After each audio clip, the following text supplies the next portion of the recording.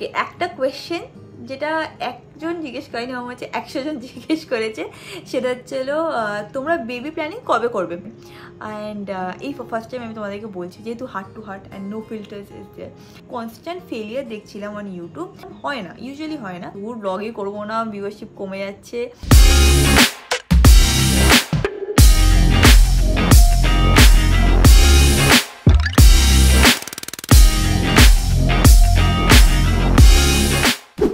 Welcome back to my YouTube channel. আজকে কোনো রকম ব্লগ যাচ্ছে না, আজকে যেটা যাবে সেটা হচ্ছে হার্ট টু হার্ট। বেসিক্যালি তোমরা আমাদেরকে বলছিলাম, তোমরা আমাকে কোয়েশ্চেন জিজ্ঞেস করেন, সেটার আমি রিপ্লাই করি এরকম টাইপের ভিডিওতে। নো ফিল্টার, নো নাথিং, যেটা আমার মনে আসে সেটাই বলি। অ্যান্ড হ্যাঁ, ভালো way of interacting with my audience. প্রচুর তোমরা প্রশ্ন জিজ্ঞেস করেছো, আমি সব স্ক্রিনশট নিয়ে রেখেছি। তো এক এক করে আমি স্টার্ট করছি সব কটা রিপ্লাই করা। কোয়েশ্চেন তো অনেক ছিল, সব কটা রিপ্লাই তো হবে না, বাট অনেক সিমিলার কোয়েশ্চেনও ছিল, সেগুলোকে মিক্স করে একটা বানিয়ে আমি রিপ্লাই করে দিচ্ছি। অ্যান্ড কিছু কোয়েশ্চেন যদি মিস হয়ে যায়, নেক্সট টাইম যখন হার্ট টু হার্ট করবো তখন সেইগুলো সব রিপ্লাই দিয়ে দেবো। এখন স্টার্ট করা যাক। আজকে একটুখানি ওয়েদারটা মেঘলা আছে, আজকে কি এভরিডে একটুখানি মেঘলা হচ্ছে, রোদ্দুর উঠছে, এরকমই আছে। তো হালকা একটু ডার্ক এফেক্ট থাকতে পারে, দেখবো আমি সেটা কতটা এডিটে ঠিক করতে পারি। এনিওয়েজ, ফার্স্ট কোয়েশ্চেন যেটা আমি নিচ্ছি সেটা হলো সায়ন্তনীর থেকে। অ্যান্ড ও কোয়েশ্চেন করেছে, হাউ টু কোপ with worst situation and your perspective on marriage. Worst সিচুয়েশনের সাথে কী করে কোপ করবে, সেটাকে ফেস করবে, এছাড়া তো আমার মনে হয় না কিছু উপায় থাকে। সিচুয়েশান আমাদের হাতে তো থাকে না, কখন কি খারাপ হয়ে যায়, কখন একটা বাজে সিচুয়েশান লাইফে এসে যায়, ইউ ডোন্ট নো। তো এটা কেউ কোনো সময় নিজেকে প্রিপেয়ার্ড করে তো রাখতে পারে না যে হ্যাঁ এইটা হলে আমি এইটা করবো, ওইটা হলে আমি ওইটা করবো, এরকমভাবে হয় না। কোনো সিচুয়েশান আসলে কেউ ব্রেকডাউন করে যায়, আমি অনেক সময় ব্রেকডাউন করে যাই, অনেকে সেটাকে স্ট্রংলি ফেস করতে পারে। সিচুয়েশনের উপরে ডিপেন্ড করবে, কোনোভাবে তুমি নিজেকে প্রিপেয়ার করতে পারবে না যে হ্যাঁ এইটা হলে আমি নিজেকে স্ট্রং রাখবো, এরকমভাবে একদমই হয় না। নেক্সট কোয়েশ্চেন যেটা তুমি জিজ্ঞেস করেছিলে সেটা হলো what is your perspective on marriage. My perspective on marriage, তো আমার মনে হয় it's a very difficult journey, yet it is a very beautiful journey. কেন, সেটা রিজনটাও তোমাদেরকে বলছি। সেটা আমার আর অমিতের লাভ ম্যারেজ। তো আমাদের বিয়ের আগে আমাদের রিলেশন ছিল 9 বছরের। Then we got married. But 9 বছর থাকা সত্ত্বেও না অমিত আমাকে পুরোপুরিভাবে চিনতো, না আমি অমিতকে পুরোপুরিভাবে চিনতাম। কেন? কারণ আমরা 24 ঘন্টা তো একসাথে থাকতাম না। হয়তো মাসে একদিন ডেটে গেলাম, বা যখন ও কলকাতায় থাকতো তখন হয়তো সপ্তাহে একদিন ডেটে গেলাম, 3-4 ঘন্টা একসাথে থাকলাম, মুভি দেখলাম, একটু কিছু খাবার খেয়ে নিলাম।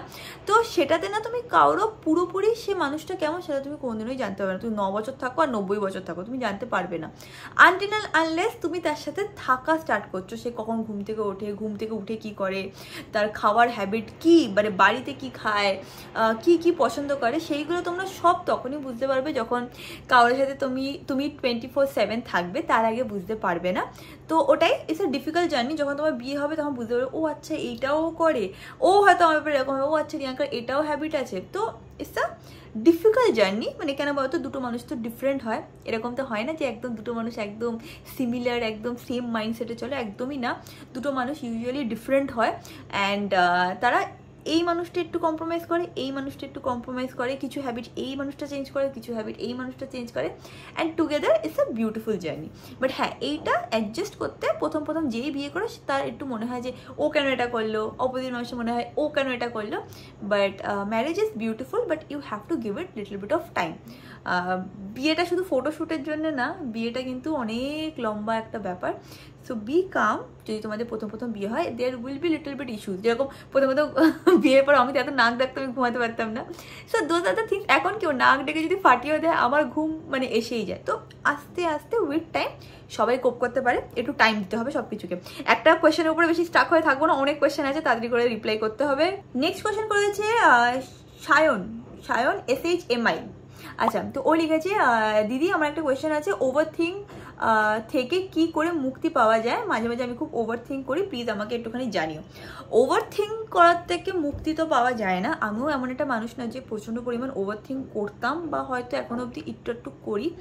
আর করতে মানে আমি এমন ওয়ার্স্ট সিচুয়েশন আমার মাথায় বানিয়ে নিতাম, যেটা হয়তো কোনোদিনও হবেও না।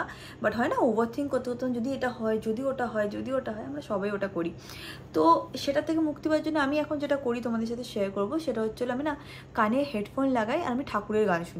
যে কোনো ঠাকুরের গান, যেটা কিনা হয় না তোমার ভালো লাগে, আমি সেই গানটা অন রিপিট শুনতেই থাকি আনটিল অ্যান্ড আনলেস আমি একটুখানি কাম ডাউন ফিল করি। এরকম অনেক সিচুয়েশন হয় যেখানে আমি ওভার থিঙ্ক করি, প্লাস আমি ওভার হাইপারও হয়ে যাই, অ্যান্ড আমার খুব টেনশনও হয়, অ্যান্ড আমি ভাবতে থাকি যে যদি এটা হয় কী হবে, ওটা হয় কী হবে, এরকম আমি ভাবি না যে একদমই না।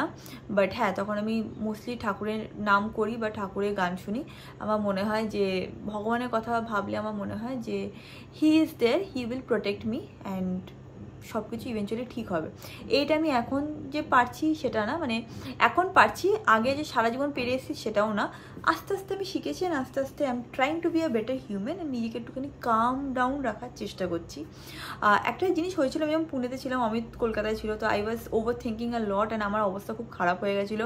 অ্যান্ড হয় না, আমি যত সব আজে বাজে ভিডিও আছে সেগুলো দেখা স্টার্ট করেছিলাম।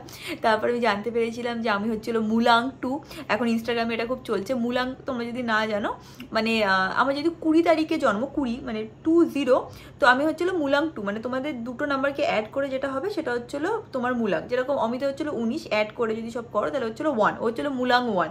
এনিওয়েজ, এগুলো অ্যাস্ট্রোলজিক্যাল ব্যাপার, তোমাদের ইন্টারেস্ট থাকলে ইউটিউবে দেখে নাও। তো আমি দেখেছিলাম আমি হচ্ছিলো মুলাং 2, অ্যান্ড মুলাং 2 যারা হয় তারা ওভারলি ইমোশনাল হয়, and that is a trait that I have. আমি ওভারলি ইমোশনাল, ওভার থিঙ্ক করে ফেলি, আমি এক্সট্রিমলি পজিটিভ, অ্যান্ড কিছু খারাপ হলে আমি এক্সট্রিম নেগেটিভ জোনেও চলে যেতে পারি। তো বলে নাকি যে যারা মুলাং 2 হয় তাদেরকে নাকি মুন কন্ট্রোল করে, তো মুন আমাকে কন্ট্রোল করে। মুন যেরকম হয় না হাই টাইড লো টাইড আনে আমাদের পৃথিবীতে, সেরকম আমার ইমোশনসও হাই টাইড লো টাইডে চলে।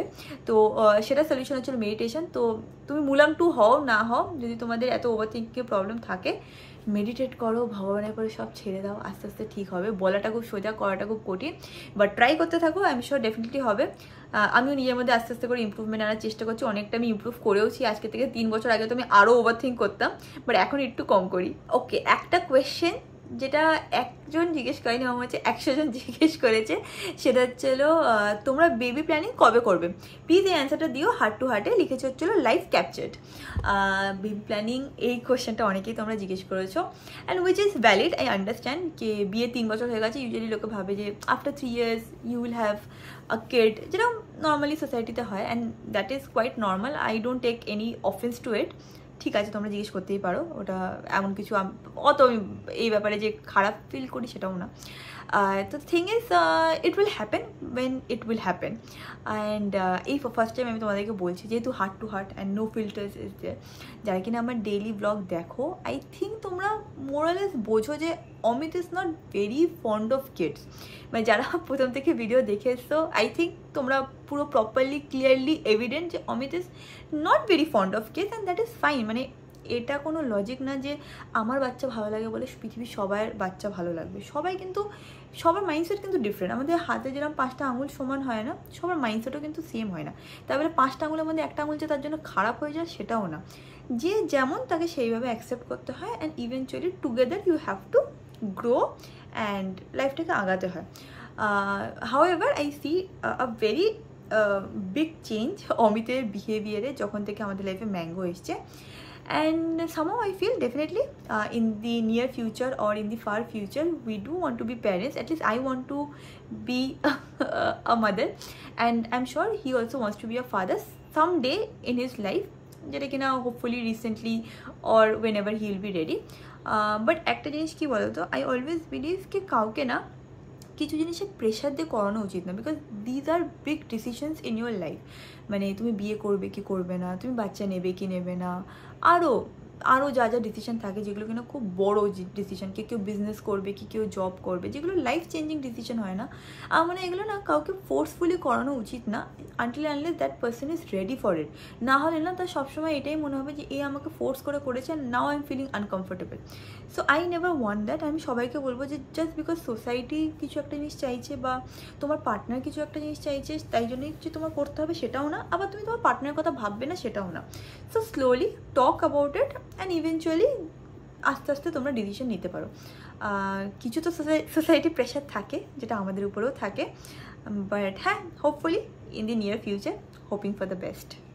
আচ্ছা, নেক্সট কোয়েশ্চেন হচ্ছে হলো অনিন্দিতা কর। ওনার দুটো প্রশ্ন ছিল, একটা ছিল আপনারা কবে বেবি প্ল্যানিং করছেন, যেটা বলেইছি 100 জনের উপরে জিজ্ঞেস করেছো, আর সেকেন্ড যেটা উত্তর আমি দিয়ে দিয়েছি, সেকেন্ড কোয়েশ্চেন হচ্ছিল আপনারা কি এই মুহূর্তে নিজেদের ফ্ল্যাট নেওয়ার কথা ভাবছেন। তো অনেকেই তোমরা লিখেছিলে যে তোমরা রেন্টে কেন ফ্ল্যাট নিচ্ছ, তোমরা ফ্ল্যাট কিনেই নিতে পারো, which is a valid point. রেন্টও অনেকটাই যায়, সেটাতে তোমরা বলছিলে যে ইএমআই দিলে তোমরা সেইভাবে তোমাদের টাকা সেভ হবে, কেন রেন্টে টাকা নষ্ট করছো। তো হ্যাঁ, ঠিক বলছো তোমরা কথাটা, বাট আমি আমার কিছু পয়েন্টস অ্যাড করতে চাই। দেখো, ফ্ল্যাট কেনাটা না বা বাড়ি কেনাটা বা ল্যান্ড কেনাটা is a big decision, and এটা শুধু বিগ ডিসিশন না, এটা বিগ ফাইন্যান্সিয়াল ডিসিশন।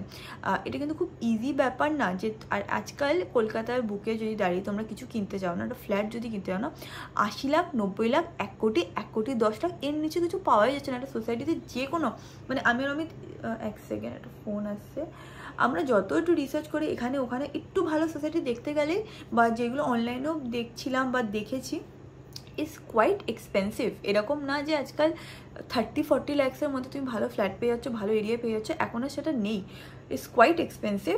তো আমার মনে হয়, যদিও হ্যাঁ ঠিক বলেছো, আমরা লোন নিতে পারি, আমরা ইএমআই দিতে পারি, বাট ইএমআই অ্যামাউন্টটাও না মানে ওইরকম ফ্ল্যাটের জন্য অনেকটাই বেশি হবে, যতটা আমরা রেন্ট পে করছি না তার থেকে বেশিই হবে। সেকেন্ডলি, একটা অনেক বড় লামসাম পেমেন্ট দিতে হয়, যেটা কিনা ডাউন পেমেন্ট হয়, 10% দিতে হতে পারে, 20% দিতে হতে পারে, depending on your IT files. তো 10-20% is also like 10 to 20 lakhs। এটা 10-15 লাখ 20 লাখ তো একদম তুরির ব্যাপার না যে হ্যাঁ ঠিক আছে দিয়ে দিলাম এগুলো, এরকম ঠিক ব্যাপারটা না। আর থার্ডলি হলো একটা প্রপার্টির উপরে না অনেক রিসার্চও করতে হয়। তুমি একটা নিয়ে নিলে, যেমন আমার একটা বন্ধু আছে, মানে আমাদের খুব ক্লোজ বন্ধু, তার বিয়েও তোমরা ব্লগে দেখেছো, আমি নাম নেবো না। তো ওর বাবা রিটায়ারমেন্টে যত টাকা পেয়েছিল না সব ইনভেস্ট করেছিল, করে এই রাজারহাটে একটা ফ্ল্যাট নিয়েছিল, অ্যান্ড সেটাতে না কিছু লিগাল ইস্যুস হয়েছিল বলে সেই ফ্ল্যাটটা মানে গত 7-8 বছর ধরে ওরমভাবে পড়ে আছে, লিগাল ইস্যুটা সলভই হচ্ছে না, আর তারা ফ্ল্যাটও পাচ্ছে না। তো তুমি ভাবো, এত টাকা লাইফের পুরো একটা পুঁজি সে ওখানে ইনভেস্ট করে দিয়েছে, অ্যান্ড তারপর সে ফ্ল্যাট পাচ্ছে না। তো ফ্ল্যাট, জমি, বাড়ি যে যাই কিনবে না, অনেক টাইম পেশেন্স নিয়ে কেনা উচিত, আস্তে আস্তে দেখে নেওয়া উচিত। আমরা তো এতদিন পুনেতে ছিলাম, কী করেই বা দেখবো, ওরকমভাবে অনলাইনে দেখলে হ্যাঁ মনে হচ্ছে এটা ভালো নিয়ে নিলাম, এটা তো জামা প্যান্ট কেনার মতন ব্যাপার না, এটা হচ্ছিলো লাইফ টাইম ইনভেস্টমেন্ট, অ্যান্ড সেখানে তোমার লাইফটা কাটাতে হবে, তো অনেক অ্যাসপেক্ট ভেবে সেটাকে করা উচিত।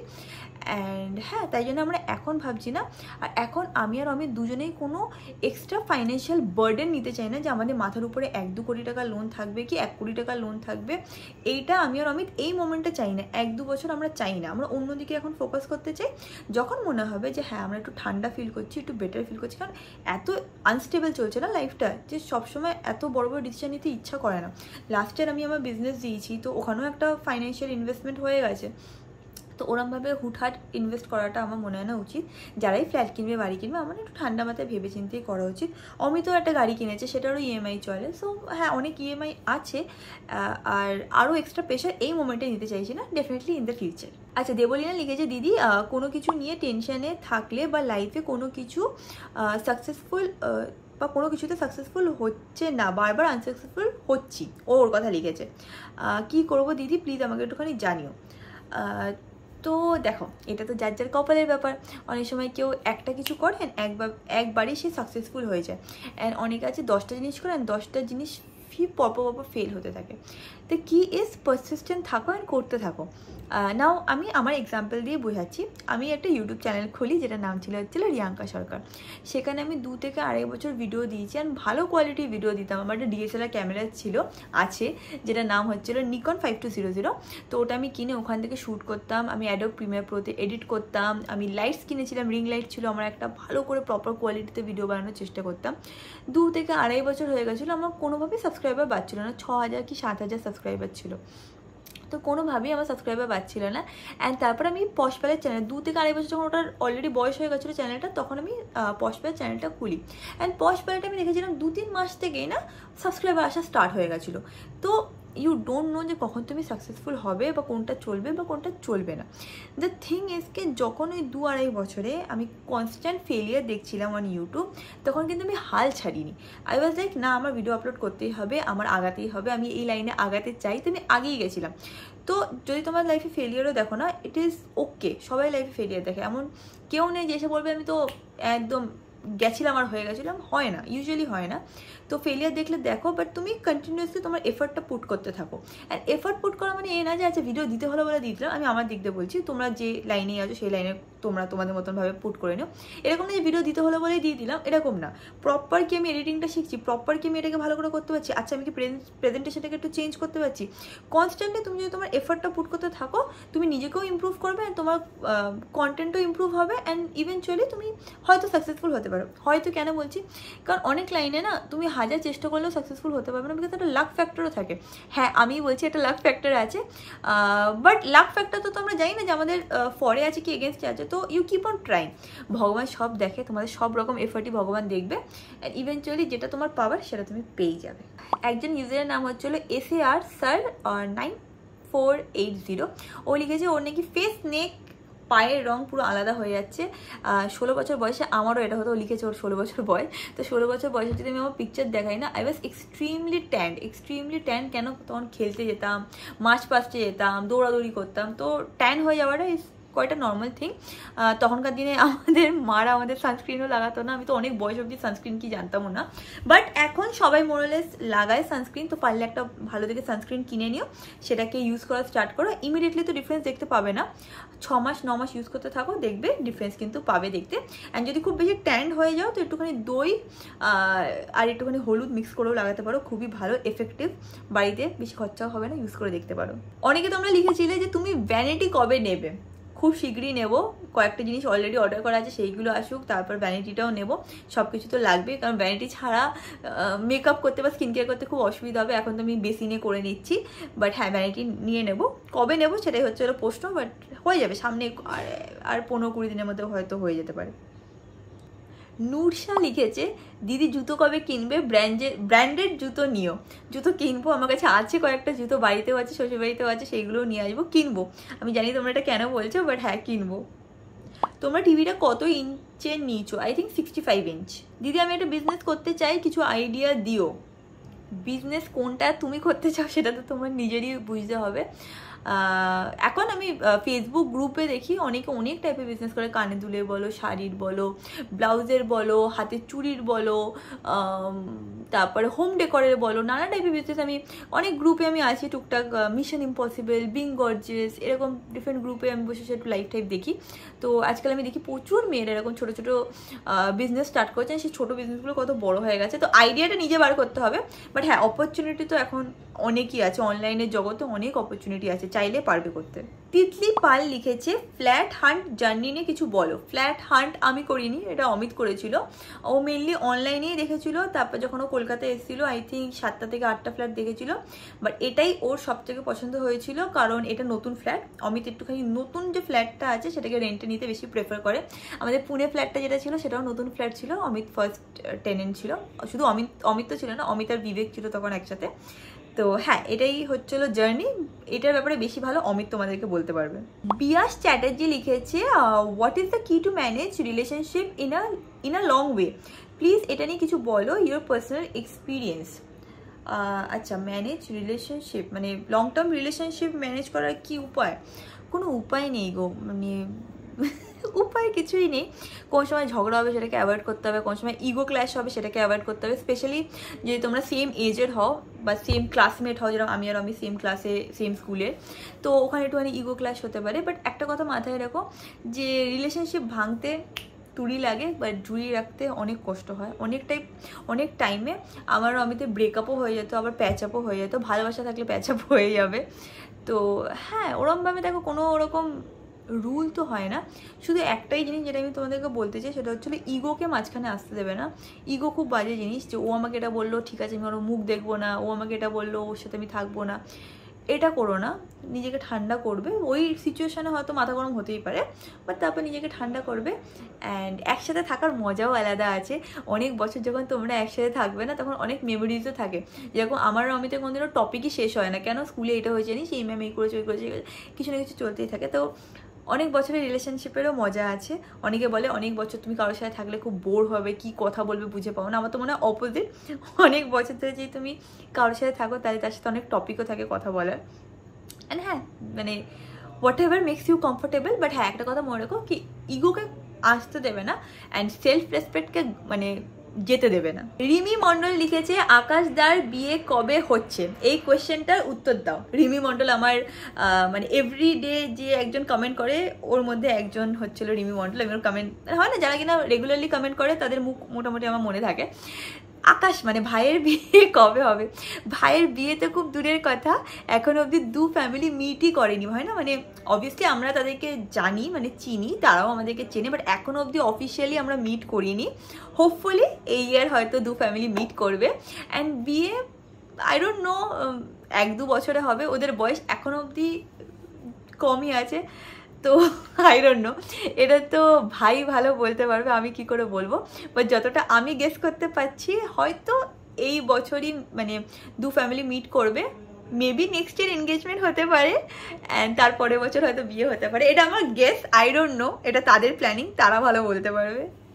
এর সীমা লিখছে যে যখন তোমার ভিউয়ারশিপ কমে যায় তোমার কি মন খারাপ হয়, হাউ টু কোপ উইথ ইট। ভিউয়ারশিপ যখন কমে যায় তখন অনেকটাই মন খারাপ হয়। খুব কি কালো হয়ে গেল গো, সত্যি খুব মেঘ হয়ে এসছে। এনিওয়েজ, ভিউয়ারশিপ যখন কমে যায় না তখন সত্যি সত্যি খুব মন খারাপ লাগে। ফার্স্ট 2-4 দিন একদম মনে হয় কি ধুর ব্লগই করবো না, ভিউয়ারশিপ কমে যাচ্ছে। পুনেতে যখন ছিলাম তখন তো আমার 50-55,000 অবধিও কমে যাচ্ছিলো, মনটা খারাপ খারাপ লাগছিলো। বাট এখন তো আমি অনেক বছর ধরে ইউটিউবে আছি, 4 বছর হয়ে গেল ইউটিউবে আছি। আমি একটা জিনিস রিয়েলাইজ করেছি যে ভিউয়ারশিপ না কোনো সময় কনস্ট্যান্ট থাকে না, কমবে বাড়বে, কমবে বাড়বে, কমবে বাড়বে। গ্রাফটা এরকম হবে, বুঝেছো তো? গ্রাফ আই থিঙ্ক তোমরা বোঝো, এরকম টাইপের একটা গ্রাফ হবে।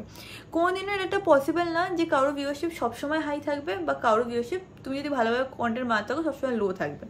তো ইভেন্টসের উপরে ডিপেন্ড করে, তোমার লাইফে কী চলছে তার উপরে ডিপেন্ড করে। যখন কিছু একটা ইভেন্টস টাইপ হয়, সাপোজলি আমার ভাইয়ের বিয়ে হচ্ছে, তখন দেখবি ইভেন্চুয়ালি ভিউয়ারশিপ অনেক হাই হয়ে যাবে। আবার হয়তো কোনো সময় আমি একদম ডেইলি লাইফ দেখাচ্ছি, সুন্দর রান্নাবান্না দেখাচ্ছি, ঘর গুছানো দেখাচ্ছি, তখন লোকে হয়তো ওটাতে একটু ভিউয়ারশিপ কমতেও পারে। তো দ্যাট ইজ ফাইন, মানে এটাই ইউটিউব জার্নি। যে ইউটিউবার তার এটা মেনেই চলতে হবে যে কোনো সময় আপ হবে, কোনো সময় ডাউন হবে। হ্যাঁ, একটা জিনিস যেটা আমি এখন করি সেটা হচ্ছে কী বলতো, আমি না এক্সট্রা এফর্ট দিয়ে যে এক্সট্রা এফর্ট দিয়ে যে একটা ইভেন্ট করতে হবে, আচ্ছা আজকে আমার এই ইভেন্টটা শেষ হলো, কালকে আমার ওই ইভেন্টটা দেখাতে হবে, আচ্ছা পরশু দিনই আমার ঘুরতে চলে যেতে হবে, আর তারপরের দিনই আমার ওখানে চলে যেতে হবে, এত কিছু আমি করি না। আমি একটা জিনিস আস্তে আস্তে রিয়েলাইজ করেছি, সেটা হচ্ছিলো আমি ডেইলি ব্লগার। আর ডেইলি ব্লগারদের লোকে, ডেইলি ব্লগার মানে আমি ব্লগার, এখন তো ডেইলি করিও না, বাট ব্লগারদের লোকে কেন দেখতো আর কেন তাদেরকে পছন্দ করেছিল, বিকজ দে ওয়ার রিলেটেবল। তো একটা তুমি ভাবো না তোমার লাইফে কি প্রত্যেক দিন কিছু না কিছু ইভেন্ট হবে আর প্রত্যেক দিন কিছু না কিছু স্পাইসি হবে, সেটা পসিবল না। যখন আমার লাইফটা নর্মাল থাকে আমি নর্মাল দেখাই, যখন আমার লাইফে কিছু স্পাইসি জিনিস থাকে তখন আমি সেইটা দেখাই। এবার ভিউয়ারশিপ তাতে আপ হোক ডাউন হোক, বাট আমার মনে হয় যে I will be relatable. Rather than আমি যদি সবসময় এটা হচ্ছে ওটা হচ্ছে ওটা হচ্ছে সেটা হচ্ছে দেখাই, then I won't be relatable. তাহলে আমার লাইফটা সেলিব্রিটি লাইফ হয়ে যাবে, একটা নর্মাল মেয়ের লাইফ থাকবে না। তো আমি সেইভাবেই থাকি অ্যান্ড ভিউয়ারশিপ আপ ডাউনকে আমি এখন এই মোমেন্টে আমি বলবো আমি এখন ওটার সাথে অ্যাডজাস্ট হয়ে গেছি। আমি জানি যে কোনো সময় কমবে, আমি এটাও জানি কোনো সময় তুঙ্গে বেড়ে যাবে, আবার কমবে আবার বাড়বে। Is part of life and part of YouTube বলতে পারো। পিয়ালি লিখেছে স্যালনের কি হলো, স্যালনের কিছু হয়নি, স্যালন একদম প্রপারলি ফাংশনাল চলছে। আমি 3 দিন গেছিও, সেই 3 দিন আমার ব্লগ করা হয়নি। তোমরা যদি স্যালনের পেজটাকে ফলো করো, অমিত গেছে, ওর মেকওভার হয়েছে, সেই ভিডিওটাও আছে স্যালনের পেজে। আমি গেছিলাম, আমি আমার ইংলিশ চ্যানেলেও একটা ভিডিও পোস্ট করেছিলাম। আনফর্চুনেটলি পশ প্যারেটে এখন অবধি স্যালনে গিয়ে কিছু ভিডিও বানানো হয়নি। 2-3 দিনের মধ্যে আশা করছি যেতে পারবো। তোমরা দেখতেই পাচ্ছ এই দিকে এত কেওয়াস চলছে যে আমার বিজনেস সাইডটায় আমি একটু কম ফোকাস করতে পারছি। I will be very honest, July মাসে আমি অনেকটাই কম ফোকাস। আমি আমার পার্টনারদেরও ফোন করে বলেছি যে can you manage this and this, কারণ আমার একটু প্রবলেম হচ্ছে। ওদেরও যখন কোনো সময় প্রবলেম থাকে ওরাও আমাকে বলে যে রিয়াঙ্কা তুমি এটা এই মাসটা একটু ম্যানেজ করে নাও, বিকজ আমাদের এই প্রেশারটা আছে। তো আমাদের বিজনেস পার্টনারদের মধ্যে ওই অ্যারেঞ্জমেন্টটা আছে। আমি জুলাইতে অনেক কিছু ভেবে রেখেছিলাম, যেহেতু আমার 400K ক্রস করবে আমি জেনেই গেছিলাম, আর 4 বছরও কমপ্লিট হচ্ছিলো। তো আমি ভেবেছিলাম যে অনেক অফার্স করবো, এইটা করবো ওইটা করবো সেটা করবো, বাট আনফর্চুনেটলি আমি কিচ্ছু করতে পারিনি। মানে আমি এই শিফটিংয়ে এত বেশি হেক্টিক অ্যান্ড এত ফেসে গেছি যে সেটা আমি কিছুই করতে পারিনি। বাট সেটাকে যদি বাদ দিই, কিছুদিনের মধ্যেই আমি স্যালনে যাবো অ্যান্ড অগাস্টের জন্য অনেক কিছু ভেবে রেখেছি। এখন আমি আস্তে আস্তে বিজনেসে আবার ফোকাস এনেছি, তো সেটার জন্য অলরেডি প্ল্যানিং স্টার্ট হয়ে গেছে। অগাস্টে ধামাকা আসতে চলেছে। অগাস্টে হয়তো সপ্তাহে 3-4 দিন আমাকে স্যালনেই দেখবে। যদি আমি ডেলি ব্লগ করি না তো হয়তো 3-4 দিন ওরকমভাবে ব্লগে দেখতে হবে না, বাট হ্যাঁ আমি স্যালনে ম্যাক্সিমাম টাইম কাটাবো। অ্যান্ড স্যালনে কিছু হয়নি, ইটস জাস্ট দ্যাট কি আমি অতটা বেশি ব্লগে দেখাতে পারছি না, কিছুদিনের মধ্যে দেখতে পাবে। ইয়োর গোল ফর 2024 অনেক দিন স্টার্ট হয়ে গেছে, ওরকম কোনো গোল তো নেই। একটা জিনিস যেটা আমি ট্রাই করছি করার, আই ডোন্ট নো সেটা হবে কি হবে না। তোমরা সবাই জানো আমি মাটন খাওয়া ছেড়ে দিয়েছি। One more thing that I want to do is আমি চিকেন খাওয়া ছাড়তে চাই, অ্যান্ড ওভার মানে a long period of time আমি ভেজিটেরিয়ান হতে চাই, ঠিক আছে, এটা আমার মন বলে, বাট ইমিডিয়েটলি আমি ভেজিটেরিয়ান তো হতে পারবো না। তো ওয়ান থিং যেটা আমি 2024 করতে চাই, আই ডোন্ট নো সেটা হবে কি হবে না, সেটা হচ্ছে আমি চিকেন খাওয়া ছাড়তে চাই, মাটন চিকেন ছেড়ে দিতে চাই। অ্যান্ড ফিশ যেরকম চলবে 2-3 বছর চললো, তারপরে হয়তো আমি আস্তে আস্তে ফিশ ছাড়লাম, এগ খেলাম, এরকম এই গোলটা আমার মাথায় আছে। আই ডোন্ট নো কি সেটা পসিবল কি পসিবল না, বাট হ্যাঁ দ্যাট ইজ সামথিং যেটা আমি চাই করতে। আর একটা গোল আমার আছে ফর 2024, যেটা আমি অলমোস্ট 2023 থেকে স্টার্ট করে দিয়েছিলাম করা, সেটা হলো আমি একদমই না নিজেকে কারোর সাথে কম্পেয়ার করি না, কোনো কম্পিটিশনে যাই না, কোনো জেলেসি ফ্যাক্টর ভেতরে আসতে দিই না, বিকজ আই ফিল সেইটা যদি আমি করতে থাকি না তাহলে আমার নিজের এনার্জি নষ্ট হয়। আমার মনে হয় যে সবাই সবার লাইফে খুব ভালোভাবে আগাচ্ছে, অ্যান্ড আই ওয়ান্ট কি সবাই যাতে ভালো থাকে। ওই হয় না যে এটা কেন এ পেলো, তাহলে আমার বেস্ট ফ্রেন্ড কেন গাড়ি কিনলো, তাহলে ও কেন ফ্ল্যাট কিনলো, তাহলে ওর কেন এটা হলো। আমি এরকম টাইপের কোনো রকম কম্প্যারিজন বা কম্পিটিশনে যাই না। আমি এটাই ভাবি যে আমার competition is with only myself, আর কারোর সাথে না। আমার মনে হয় তোমরা প্লিজ এটা করা স্টার্ট করে দাও, ইট উইল হেল্প ইউ। আমি মানে লিটারেলি বলছি আমার মেন্টাল পিস কত যে বেড়ে গেছে যবে থেকে আমি এটা করা স্টার্ট করেছি। আমি জাস্ট কারোর সাথে কে কী করছে, আমি সবসময় যদি কেউ যদি দেখি ভালো কিছু একটা কিছু কিনেছে, I am always happy. 2 minute দিবি, 2 মিনিট বাই। হ্যাঁ, তো আমি যখন দেখি যে কেউ কিছু কিনছে বা কেউ কিছু করছে, I always feel very happy. তাদেরকে মানে হয় না যে বিগ হাগ অ্যান্ড তাদেরকে মেসেজ করা যে কংগ্রেচুলেশনস হ্যান ত্যান ট্রিট কবে দিবি, বাট কোনোদিন আমি আমার উপরে সে প্রেশারটা আনি না যে ও এটা করেছে তো আমার করতে হবে। আমি আমার মতন টাইম নেব, আমার যখন করার আমি করব। এই সব প্রেশার থেকে যখন তোমরা বেরিয়ে যাবে না, তোমরা একবার এটা ট্রাই করে দেখো, এত ভালো ফিল করবে, এত রিল্যাক্স ফিল করবে। Life is beautiful. আমরা নিজেরাই লাইফটাকে কমপ্লিকেটেড করি, আদারওয়াইজ লাইফ তো খুবই সুন্দর। ভগবান মানে অনেক বলেন জন্মের পরে তুমি মানুষ জন্ম পাও, তো সেই জন্মটাকে এরমভাবে নষ্ট করার কোনো মানে হয় না। খুশিতে থাকো, খুশিতে রাখো, হাসি খুশি থাকো। এখন একদম অন্ধকার হয়ে গেছে, পুরো মেঘে মেঘে ভরে গেছে, এক্ষুনি মনে হচ্ছে খুব পরিমাণ বৃষ্টি হবে। এটাই লাস্ট কোয়েশ্চেন যেটা আমি রিপ্লাই করে দিচ্ছি আজকে হার্ট টু হার্ট এই ভিডিওটাতে। যে প্রশ্ন করেছে তার নাম হলো হ্যাপিনেস প্রিয়াঙ্কা ব্লগস, অ্যান্ড ও লিখেছে ম্যাঙ্গো আসার পর তোমার লাইফে কেমন চেঞ্জ এসছে আর ম্যাঙ্গোকে নিয়ে তোমরা কতটা হ্যাপি ? তো ম্যাঙ্গো আসার পরে আমাদের লাইফে অনেক অনেক অনেক বড় চেঞ্জ এসছে। মানে এক তো আমরা অনেক বেশি রেসপন্সিবল হয়ে গেছি। যাদের কিনা ডগ আছে তারা জানবে যে প্রথম 6 মাস না ইজ ভেরি ডিফিকাল্ট। রাত্রিবেলা ঘুমাচ্ছে কি ঘুমাচ্ছে না, মুখে কিছু দিয়ে দিচ্ছে নাকি।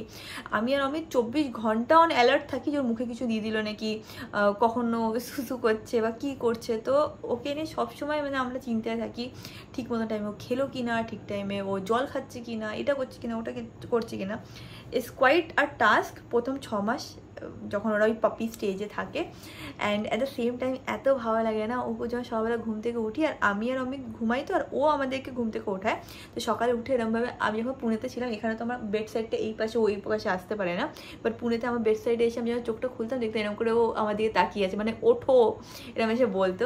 তো এটা হচ্ছে হ্যাপিয়েস্ট ফিলিং, আমার খুব ভালো লাগে। আমাদের লাইফ খুব ভালোভাবে চেঞ্জ হয়েছে, অ্যান্ড এটা মানে এক্সপ্রেস করতে পারবো না যে কতটা হ্যাপি আছে ওকে নিয়ে। সারাদিনের পরে হাজার ধকল থাকলে ও যখন এরকম তাকিয়ে থাকে না, জাস্ট মন ভরে যায়। And he is really cute. আমাদের তো মানে লাইফ ভালোই চলছে। আর অমিত যেরকম বলছিল ওকে নিয়ে প্রত্যেকদিন ওয়াকে যেতে যেতে অমিত নাকি আরও ফিট হয়ে যাচ্ছে। মেন্টালি অলসো তোমাদের বাড়িতে যদি ডগ থাকে না, you will always feel happy. ওদের একটা ওই পজিটিভ ভাইব আছে যেটাতে না কেউ স্যাড হয়ে থাকতেই পারবে না। And that is it. অনেক প্রশ্ন এখনও পেন্ডিং রয়ে গেছে, স্পেশালি ফ্ল্যাট নিয়ে অনেক প্রশ্ন আছে যে ফার্নিচার কত নিল, কোথা থেকে কিনেছো। ওইটা আমি যেদিন একটা আলাদা করে না ভিডিও বানিয়ে দেবো, কারণ ওটা একটা হিউজ টপিক। ওটা আজকে করলে আরও বড় হয়ে যাবে ভিডিওটা। অলরেডি আমার মনে হচ্ছে 20-25 মিনিটের তো হয়েই গেছে। তো হ্যাঁ, কেমন লাগলো তোমাদের এই হার্ট টু হার্ট ভিডিওটা? এটা তোমরা মঙ্গলবার দিন দেখতে পাচ্ছ, সোমবার দিন আমি এটা শ্যুট করছি, আজকে আর ভিডিও দেওয়া হয়নি। আমি ভাবছিলাম যে আরও কয়েকটা কোয়েশ্চেন আসবে, তারপরে একবারে আমি অ্যাড্রেস করবো। তো যাই হোক, মঙ্গলবার দিন তোমরা এই ভিডিওটাকে দেখতে পাচ্ছ। কেমন লাগলো এই ভিডিওটা ডেফিনেটলি আমাকে কমেন্ট সেকশনে লিখে জানিও। আমার কোনো কথার সাথে যদি তোমরা রিলেট করতে পারো সেটাও আমাকে জানিও। তোমাদের যদি কিছু গোলস থাকে, তোমাদের যদি কোনোভাবে মনে হয় যে আমার কিছু চেঞ্জ করার দরকার বা আমার এখানে আরও একটু ভালো করার দরকার, আমাকে লিখে জানাবে। আমি সবসময় তোমাদের কমেন্ট পড়ি, সবসময় রিপ্লাই করি অ্যান্ড নিজেকে একটা বেটার পার্সন করার চেষ্টা করছি। It's a journey for me as well. আমি একদমই পারফেক্ট না, বাট হ্যাঁ, একটু একটু করে তোমাদের থেকে শিখছি অ্যান্ড আশা করছি যে একটু একটু করে আরও বেটার আমি হতে পারবো। And that is it. তোমার সাথে খুব শিখে দেখাবেন নেক্সট ব্লগে। Bye bye.